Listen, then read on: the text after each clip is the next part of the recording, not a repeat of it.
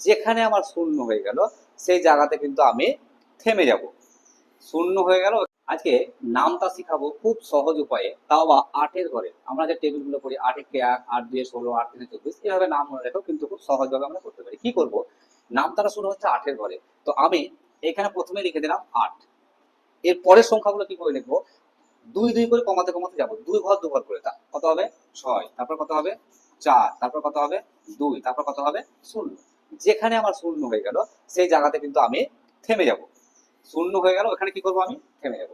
শূন্যর পর আমি আবার শুরু করব। কোথা থেকে শুরু করেছিলাম? 8 থেকে আমি আবার 8 থেকে শুরু করব। 8, তারপর 6, তারপর 4, তারপর হচ্ছে 2, তারপর হচ্ছে কত?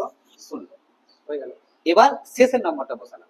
এবার এই নাম্বারটা বসাবো। এই নাম্বারটা বসালে কি করব? স্টার্টিং করব আমি 0 থেকে। 0, 1, 2, 3, 4। মজার কথা হলো যে ঘরটাতে আমার শূন্য হয়েছিল ওখানে কিন্তু 4 পড়ে গেল। তাহলে এবার কি 5 থেকে শুরু করব? না। এই যে 4 পড়ে গেল এই 4টাকে আমি আবার লিখবো। নিয়ে কি করব? তারপরে 5, 6, 7, 8। দেখুন খুব সহজ উপায়ে কিন্তু 8-এর ঘরের নামটা কিন্তু আমরা শিখে নিলাম। এভাবে আপনারা শিখাতে পারেন।